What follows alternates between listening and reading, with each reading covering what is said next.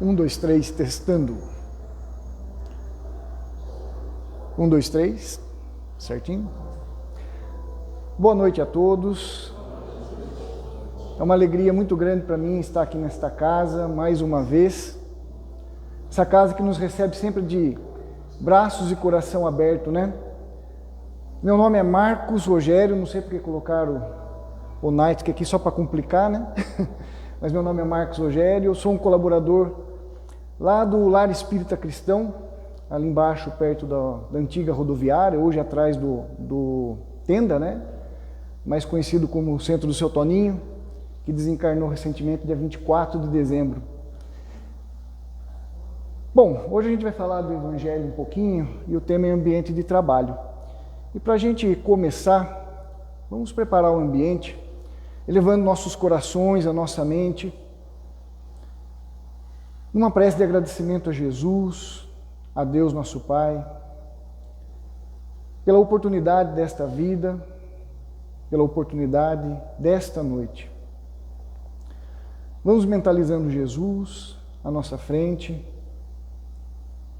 com seu semblante tranquilo de paz, nos sorrindo, abrindo seus braços para nos acolher em um abraço fraterno. E nesse abraço, agradecendo, Senhor, a sua presença junto a nós, o seu fortalecimento. Agradecendo, Senhor, as bênçãos que derrama sobre nós. Mestre Jesus, abençoe o nosso lar, a nossa casa, abençoe nossos familiares. Leve até lá o seu amor, o seu consolo, a sua luz. Fortaleça, Senhor, todos aqueles corações aflitos, desesperados, que buscam a sua compreensão, que buscam o seu apoio, a sua ajuda. E agradecido, Senhor, damos por iniciado este Evangelho da noite de hoje. Muita paz a todos. Bom, continuando o agradecimento também, né? Quero deixar aqui, externar o meu agradecimento ao Fernando, à Catarina, né? O pessoal da casa, pelo convite, pela oportunidade da gente falar um pouquinho do Evangelho, falar um pouquinho de Jesus. E agradeço também a todos, né? Por estarem aqui conosco, né, nessa noite tão especial. E ter esses momentos junto ao Evangelho, pessoal, é muito importante para nós, né? Se nós pegarmos os nossos noticiários de hoje, tenho certeza, né? Eu não assisto mais televisão, não vejo muito jornal, mas eu tenho certeza que a gente não viu uma notícia favorável, uma notícia positiva, né? Com certeza, na área da economia nada está bem, na área da segurança está pior ainda, e isso de uma certa forma drena a nossa energia, drena a nossa paz e nos perturba, né? Nos deixa com medo, ansiosos, inseguros. E aí nós temos essa bênção, né? De nos reunirmos à luz do Evangelho para fortalecer e aquecer o nosso coração. E como a gente colocou, né? O tema da noite é ambiente de trabalho. E quando eu estava pensando nesse tema, e quando surge essa questão, né, que a Catarina nos passou, ambiente de trabalho superiores e inferiores, tanto é que tem uma mensagem no Evangelho de superiores e inferiores. E sempre quando me deparo com esse tema, eu lembro de uma questão, né, que eu gosto muito. Eu gosto muito de música clássica, orquestra sinfônica, aquele som lá, né? Eu gosto muito. E aquela harmonia, né? Aquele som, aquela música, aquele contexto todo, pelo menos a mim, envolve, né? Me traz assim uma certa tranquilidade. E eu fico observando muito, né? Quando a gente tem a oportunidade de assistir uma orquestra sinfônica, assim, tocando, né? A música começa devagar, vai embalando, vai ganhando corpo, vai ganhando presença, vai ganhando energia, os músicos, os instrumentos, e quando está no meio, lá no seu ápice daquela música, surge um instrumento lá no meio que a gente nem tinha visto, o cara do prato, né? Bate só aquela vez, e aquela vez dá toda a harmonia naquela música. Não aparece mais, fica escondido lá no fundo, lá, da orquestra, aquele músico que toca o prato. E aí eu fico pensando na questão do ambiente de trabalho, quando eu penso nessa questão da orquestra sinfônica, né? Por que é aquela obra-prima, uma música, né, de uma orquestra sinfônica? Eu fico pensando que é porque cada músico se dedica ao máximo para aquele momento, que às vezes é 30 minutos, 40 minutos, às vezes é mais, mas ele se dedica ao máximo, estuda muito para chegar naquele momento. E cada músico também sabe o seu exato momento de tocar o instrumento. O cara do prato, que muitas vezes nem aparece dependendo da música. Mas pensa se esse cara do prato, esse músico, ele acordou hoje e resolvesse, quero mostrar o meu valor. Já que eu fico lá no fundo, ninguém me vê, hoje todos vão me conhecer. E durante a apresentação ele começasse a bater o prato que nem doido lá. E cada músico não seguisse mais a harmonia, o treino ou o maestro, e começasse cada um querer aparecer mais. Não ia ter nada de harmônico, não ia ter aquela obra-prima que a gente conhece, uma nona sinfonia de Beethoven e outras mais. Ia ser um desastre. E aí eu me questiono, no ambiente de trabalho, que músico eu estou sendo? Aquele músico que conhece o seu valor e sabe o seu momento de tocar o seu instrumento e se prepara, faz o máximo para fazer o melhor naquele momento ali? Ou sou aquele músico que não entendo o meu momento, mas quero me aparecer, quero chamar a atenção e com isso prejudico toda aquela sinfonia, toda aquela harmonia que era para ocorrer? A gente tem que refletir nisso aí, né? Porque quando a gente vê algo pronto, a gente às vezes não tem noção. Mas quando a gente começa a observar os processos e as fases em que tudo acontece, a gente vê que tudo está acontecendo perfeito, é porque existe o quê? A harmonia, existe o respeito, existe o preparo, existe uma hierarquia. E muitas das vezes no nosso ambiente profissional, no nosso ambiente de trabalho, a gente se esquece disso, né? A gente se revolta, ninguém me nota aqui, né? Fico aqui no fundo, toco uma vez só esse instrumento aqui que ninguém vê. Só que a gente se esquece que aquele instrumento, às vezes, é o que dá toda a harmonia numa música, num concerto. Às vezes o nosso trabalho pode até ser que não tenha esse valor, entre aspas, aí, né, que a gente às vezes gostaria que tivesse, mas com toda certeza, na sua obra, ele tem. No todo, ele tem. Questão de superiores e inferiores, né? O Evangelho segundo o Espiritismo, no seu capítulo 17, Sede Perfeitos, item 9, ele traz aqui para nós uma orientação sobre superiores e inferiores. Eu destaquei dois trechinhos aqui, ó. A autoridade, né? Vamos pensar nos superiores, né? Nos chefes, encarregados, gerentes, diretores, donos. A autoridade, da mesma maneira que a fortuna, é uma delegação de que se pedirá contas a quem dela foi investido. Será que nós, nesse papel, com esse instrumento na mão da chefia, será que a gente tem essa consciência?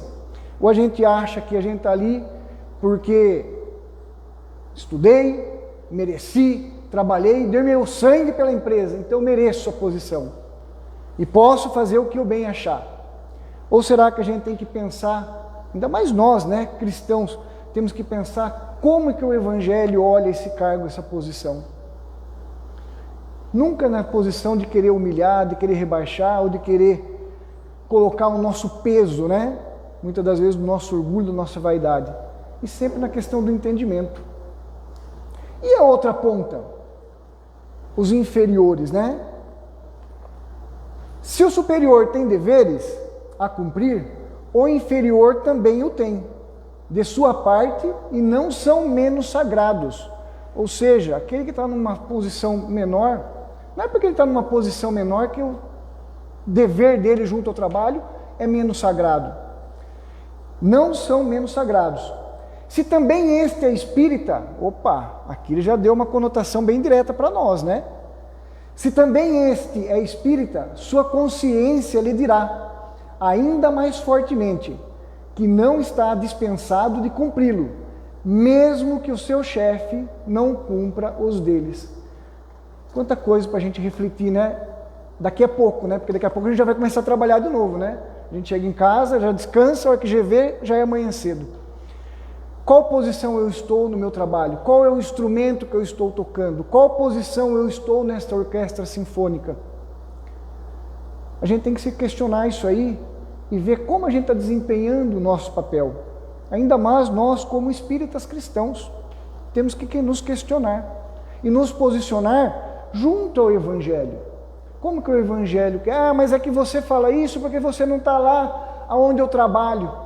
Vai conviver com aquele pessoal para você ver se dá para aplicar o Evangelho. Essa vai ser a primeira questão que a gente vai levantar, né? Ou então, se eu estou numa posição de cargos menores, né, inferiores, é que porque você não tem o chefe que eu tenho, porque se você tivesse, queria ver você vivenciar o Evangelho lá. Realmente, não estou lá, né?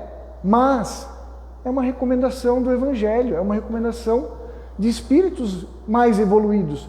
E se há essa recomendação, eu entendo o seguinte, é porque nos é possível fazer, né? Jesus, na sua sabedoria infinita, jamais ele nos deixaria um ensinamento que nós não conseguíssemos aplicá-lo. Amai os vossos inimigos. Se isso nos fosse impossível, ele não teria dito. Se ele diz, é porque a gente consegue. Ah, é quase impossível. Tá, mas antes do impossível tem o quê? O quase aí, ó. Então, é possível. O que depende de nós? Esforço, força de vontade. E se a gente for pensar, né? Para eu testemunhar o Evangelho, é esse o preço que eu tenho que pagar, né? Talvez aguentar, suportar isso. Se a gente for pensar, tá barato, né? Os cristãos da era primitiva eram mortos, colocados em caldeirão com água fervendo, óleo fervendo. Só aguentar um chefe chato, se a gente for ver esse preço, tá bom até, né? Tá justo, vamos dizer assim, né? Então a gente, para vivenciar o Evangelho hoje, a gente não tem mais que dispor da nossa vida. Temos que dispor do quê? Do nosso orgulho, da nossa vaidade, do nosso egoísmo. É fácil? Lógico que não. Falar é, né? Mas vivenciar não é fácil. Mas temos que nos esforçar. Temos que lembrar daquelas palavras, né? O verdadeiro espírito não é aquele perfeito, e sim aquele que faz de tudo para domar, né, as suas más influências, suas más inclinações.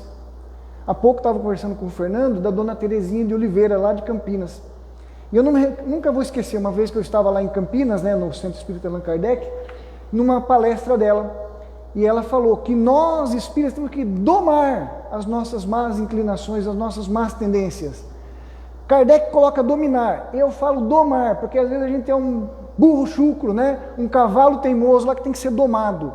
Essas foram a palavra dela, e aquilo calou de uma tal forma, que eu nem lembro que ano foi isso aí, eu nunca mais esqueci. Se a gente quer pegar, né, algumas questões do Livro dos Espíritos, ela fala alguma questão de superioridade, inferioridade, ambiente de trabalho, né? Ambiente de trabalho propriamente falando, eu não cheguei nessa parte aí, mas a questão 814 do Livro dos Espíritos, ela diz o seguinte: porque Deus concedeu a uns a riqueza e o poder e a outros a miséria? Por poder a gente pode entender, né? Porque quem está num cargo de chefia, diretoria, tem um certo poder ali, né? Porque Deus concedeu a uns a riqueza, o poder e a outros nada? Para testar cada um segundo a necessidade, né? A minha necessidade é desenvolver o quê? Então é isso que eu vou estar sendo testado. 815. Qual dessas duas provas é a mais perigosa para o homem? A miséria ou a riqueza? Está falando da riqueza, mas vamos pegar o contexto, né? Qual das duas provas é a mais perigosa para o homem? A riqueza ou a pobreza? Quando a gente se depara com essa questão, sem olhar a resposta, a gente vai pensar o seguinte: da riqueza. Todo mundo fala que a riqueza é mais difícil, né? Que excita a nossa vaidade, o nosso orgulho, nos enche de facilidades. Mas o que os espíritos superiores colocam para Kardec? Ambas são difíceis. Tanto a pobreza quanto a riqueza. Não tem uma que é mais difícil. Ambas são difíceis. Porque cada uma vai testar de um ponto, né? Cada um vai testar um ponto. Então, vamos trazer para o nosso contexto. Entre o cargo de superior e os inferiores, qual desses dois é o mais difícil, né? Para a gente exercitar? Ambos. Né? Porque cada um vai estar naquela condição que precisa realmente reformar o seu coração. Se eu não estiver ali naquela condição, não vou conseguir reformar. Aí tem uma questão, a 119, que é muito interessante também. Deus pode livrar os espíritos das provas? Ele continua, né? Pode livrar os espíritos da prova, ou seja, Deus poderia nos fazer livre de nos testar? Os espíritos colocam. Qual seria o mérito, então, de você ser perfeito se você não conquistou isso? Nós não teríamos mérito. Será que na nossa consciência a gente estaria feliz, né? Está gozando uma posição que a gente não teve mérito para chegar lá? E aí ele coloca, imagine se um chefe de Estado, né, nomeasse todos os seus soldados a generais. Se todo mundo fosse general. Não faz sentido, né? Se todos os alunos passassem a ser professor. Então tem que ter essa divergência, justamente porque é o estado nosso ainda, que nós temos que nos desenvolver. Eu não sei se vocês conhecem, eu vou ser bem franco com vocês, eu até pouco tempo atrás eu não conhecia. Aqui eu fiz uma apostila, mas tem um livro de Emmanuel, Pensamento e Vida. Quem não conhece, compre, estude esse livro, não é ler, é estudar. E quem conhece, estude. E quem está estudando, continue estudando. Pensamento e Vida de Emmanuel, psicografia de Chico Xavier.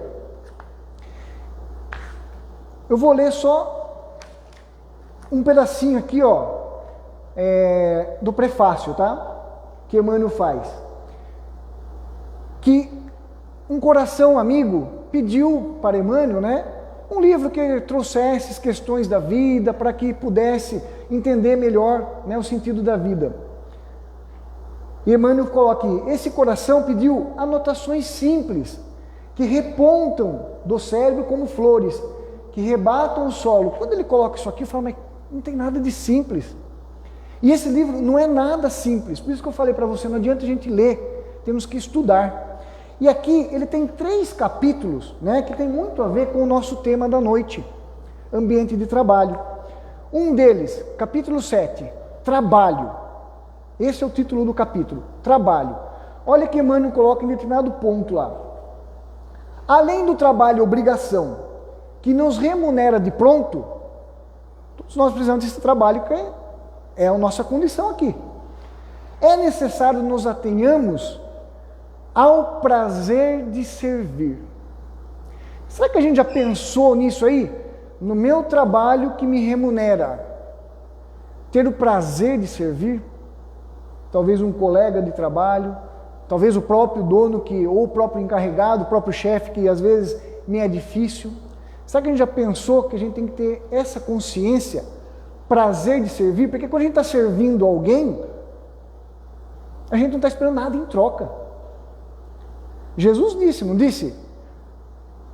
Quem quer ser o mais alto, tem que ser aquele que mais serve. Ou seja, aquele que faz mais sem intenção alguma. Então, no nosso trabalho, além da gente se preocupar com as nossas obrigações, que tem que ser feita, porque são obrigações nossas, nós temos que começar a pensar no seguinte, prazer de servir. Imagine, né? Vamos imaginar, no nosso ambiente de trabalho, se todo mundo tivesse essa preocupação, essa doce preocupação, né? De fazer o trabalho e o prazer de servir. Como que seria esse ambiente de trabalho?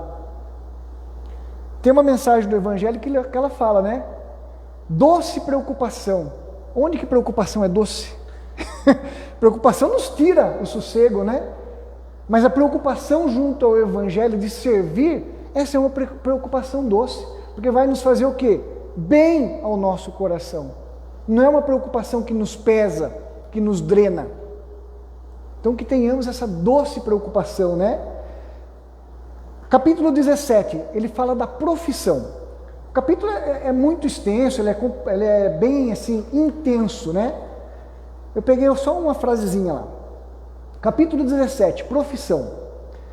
Pela felicidade ao desempenho das obrigações, pela fidelidade ao desempenho das obrigações, o homem melhora a si mesmo, ou seja, pela minha fidelidade na minha obrigação de fazer o que eu tenho que fazer, eu melhoro a mim mesmo. Pela abnegação, o anjo aproxima-se do homem melhorado, aprimorando a vida e o mundo. Ou seja, pela fidelidade no desempenho das minhas funções que eu sou obrigado a fazer, né, eu melhoro a mim mesmo. E quanto mais me melhoro, mais amparo, mais proteção, mais proximidade vou ter de quem? Dos bons espíritos, que vão estar fazendo o quê? Me melhorando e melhorando tudo à nossa volta, né? Basicamente, esse livro aqui é um tratado do que a gente tem que pensar, né? Como a gente tem que tratar a nossa mente, segundo o Evangelho. O terceiro capítulo que eu queria comentar com vocês aqui é sobre a vocação, né? Então, trabalho, profissão, vocação. Cada espírito recebe, no plano em que se encontra, no nosso plano aqui, né? Nós aqui, certa cota de recursos para honrar a obra divina e engrandecê-la. Será que a gente já pensou nisso, né? Que a minha vocação naquilo que eu estou trabalhando é uma oportunidade que Deus está me concedendo para eu completar a sua obra? A gente não pensa nisso. Nem passa isso pela nossa cabeça. A gente acha que simplesmente ir lá trabalhar no nosso ambiente de trabalho é desenvolver aquelas atividades, né? Quando eu comecei a trabalhar, eu ouvia muito isso, né? Eu ganho pouco, então eu trabalho pouco. Eu não sei se vocês já ouviram isso. Eu tive a infelicidade de começar a minha carreira profissional ouvindo isso. Quando que isso saiu da minha cabeça? Quando eu comecei a entender que a coisa não era bem assim, né? Então, para mim é assim, se eu trabalho pouco, aliás, se eu ganho pouco, vou trabalhar pouco. Olha o erro, né? E aí a gente vê aquelas pessoas que se dedicam, às vezes alçando, conquistando, e a gente lá, né, em ciúmes, inveja, por quê? Porque fomos descuidados. Fomos orgulhosos às vezes. Então, o Evangelho, se a gente for pensar, ele é para a nossa vida, para todos os ambientes da nossa vida. E se a gente for pegar o ambiente de trabalho, tudo isso que a gente está, né, assim, compartilhando, a questão da orquestra sinfônica, da harmonia, tudo mais, será que a gente não pode levar isso para a nossa casa também, para o nosso lar? Cada um tendo o seu papel, né? O pai, a mãe, os filhos, cada um entendendo o seu momento de tocar o seu instrumento, cada um sabendo a hora certa de fazer o que tem que fazer, respeitando. Será que tudo isso aí não vai mudando todo o ambiente? Na via pública, não seria a mesma coisa? Então, se a gente for pensar, aqui na casa, né? Se cada um souber o seu momento de tocar o seu instrumento, cada um souber o momento, se dedicar, estudar, se aprimorar ao máximo, para às vezes só 5 minutos de uma tarefa, mas fez o seu melhor. Às vezes a gente acha que não, né? É só 5 minutinhos. Já faz 30 anos que eu faço isso, não preciso mais estudar, né? Já está bom já. Então a gente tem que ter muito cuidado com isso aí. A gente tem que ter muita atenção, porque o Evangelho nos convida à nossa melhora. E um ponto muito importante, né? O Evangelho é uma mensagem para o nosso íntimo, para o nosso coração. Por que eu falo isso? Porque muitas das vezes, quando eu estava, né? Hoje eu não faço mais isso, né? Hoje a gente senta, ouve, mas a gente não pensa isso. Mas lá atrás, muitas das vezes eu pensava, que bom se meu pai estivesse aqui ouvindo isso. A palestra de hoje, né, o comentário do Evangelho de hoje, cai como uma luva para o meu irmão. Nossa, minha esposa precisava estar ouvindo isso. Todo mundo precisa, né? Só que quem que está ali? Eu. Então a gente tem que ter essa consciência também. A mensagem do Evangelho é para o nosso íntimo, é para mim, não é para o outro.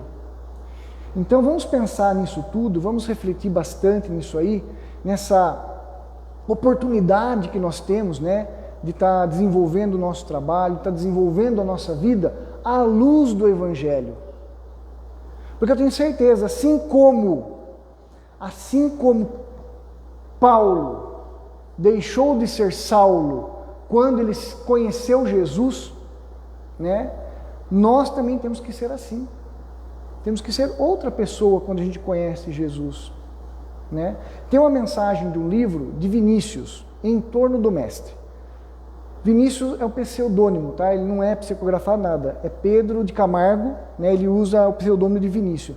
E ele traz nessa mensagem, eu gosto muito dessa mensagem, Cristo nasceu, onde? Quando? Daí ele vai narrando o cenário que Jesus nasceu, na estrada de Belém, né? Numa manjedoura, numa noite que nenhuma hospedaria quis receber Maria, então lá no meio da estrada, junto dos animaizinhos, Jesus nasceu, né? E ele questiona, mas e se perguntássemos para Paulo, onde Cristo nasceu? Quando? Ele coloca que Paulo, com certeza, diria o seguinte, Jesus nasceu na estrada de Damasco, quando estava perseguindo os cristãos e eu caí da minha montaria. Naquele momento, quando aquela luz me ofuscou, Cristo nasceu no meu coração. Se perguntássemos para Pedro, onde e quando Jesus nasceu? Jesus nasceu no passo, naquele momento que eu neguei ele pela terceira vez e o galo cantou. Naquele momento, Jesus nasceu do meu coração. Por que isso? Porque nesses momentos a gente vê a transformação daqueles espíritos. Pedro, até então, era seguro de si, que jamais ele iria negar Jesus. Mas o que aconteceu? Negou. Mas como foi Pedro depois? Aí é outra história. Teve uma transformação. E ele vai narrando outros personagens, né? E aí ele coloca assim, mais ou menos, né? Nós temos que nos questionar, né? Jesus nasceu onde? Quando para nós? Se é que nasceu, né? Só que não podemos esquecer que para Jesus nascer no nosso coração tem que se fazer o quê? Uma manjedoura, simples, humilde. Senão não tem como ele nascer. Esse foi o cenário que ele veio ao mundo. E nós ainda vacilamos, escorregamos, erramos, é natural, é o nosso estágio. É o nosso momento aqui ainda. O que nós não podemos deixar de fazer? Nós não podemos tirar os olhos de Jesus. Se nós tirarmos os olhos de Jesus, aí a gente se perde. Eu não sei se vocês viram, quem não viu, eu acho que vale a pena estudar, não é assistir, é estudar, aquela série The Chosen, né? É muito bonita, passa uma mensagem muito bonita ali. Mas não sei o quê. Vamos deixar esses detalhes, vamos se atentar ao ensinamento moral que é passado ali. Na última temporada, que é a terceira, que está disponível na Netflix, né? No último episódio, que é o episódio 8º, é aquele momento que os apóstolos, né, os discípulos estão no mar e começa aquela tempestade. Uma tempestade tremenda, né? E todos estão tementes, que o barco vai virar e todos vão morrer. E quem do nada surge andando sobre as águas? Jesus. E eles ficam com medo. Nossa, mas o que está vindo? Um fantasma? Daí que aproxima um pouco mais, eles veem que é Jesus. Mestre, nos ajuda. E Pedro está meio bravo. Eu não vou contar tudo, porque senão vocês vão perder a graça de assistir, né? E Pedro está bravo com Jesus, né? E começa a desafiar Jesus. Eu quero ver se você me faz eu ir até você, né? E Jesus fala, Pedro, você tem fé? Eu tenho fé, então venha. Não, eu vou, né? Mas não é que nem está brigando, se me segura que eu vou bater nele, né? Não, eu vou. Então venha, Pedro, se você tem fé, venha. Então eu vou. Pedro, venha. Observem, quem assistiu e não pegou isso aí, assista de novo. Eu estou na 6ª vez que eu estou assistindo, estudando essa série. Jesus fala para Pedro, venha Pedro. Na hora que Pedro vai sair do barco, que ele começa a andar, Jesus olha para ele e fala, Pedro, não tire os olhos de mim. E Pedro, olhando para Jesus, começa a andar sobre as águas. Só que daí faz um trovão aqui, Pedro olha do lado, outro trovão aqui, olha para o outro lado e... Tigum, né? Ele vacilou na sua fé, tirou os olhos do seu objetivo. Então nós estamos sujeitos a afundar. Só que se nós não tirarmos os olhos de Jesus, a gente não vai afundar para sempre, né? A gente vai ter uma mão amiga ali para nos tirar. E o tão bonito nessa mensagem também é que depois Pedro pede socorro, Jesus pega ele e Jesus dá um abraço nele, que eu falo para você, dá até ciúmes na gente, né? Aquele abraço gostoso, e Pedro chorando, não me solte, não me solte. E é assim que Jesus vai fazer com nós, se nós não tirarmos os olhos dele, porque se nós esquecermos dele, a gente sabe, ele não vai ter como nos ajudar. Então, seja qual for o nosso momento no ambiente de trabalho, porque às vezes a gente está num ambiente conturbado, né? Tenhamos a confiança em Deus e não tiremos os olhos de Jesus. E o seu Toninho, né? Sempre quando às vezes ia até ele choramingar, e fui muitas vezes choramingar, e muitas das vezes referente a trabalho, ele falava o seguinte para mim: Rogério, em mar revolto, marinheiro não abandona o barco. Não precisava mais nada. O que mais precisava falar? Aguenta, calma, tudo vai se resolver, né? E às vezes é isso que a gente precisa no nosso ambiente de trabalho. Calma, em mar revolto, marinheiro não abandona o barco. Então vamos ser fiéis a Jesus, continuar nessa nossa trajetória. Era essa a mensagem que eu queria compartilhar com vocês. Agradeço mais uma vez toda a atenção. E já faz a prece? Como que vocês fazem? Pode fazer a prece? Então vamos aproveitar esse momento então que a gente está com nossos corações acalmados, nossa mente elevada. Vamos agradecer então a Jesus mais uma vez a oportunidade, agradecer a Jesus por nos permitir estar junto do seu Evangelho, agradecer a Jesus por nos abraçar e nos conduzir em nosso caminho. Mestre, muito obrigado por tudo que nos oferece.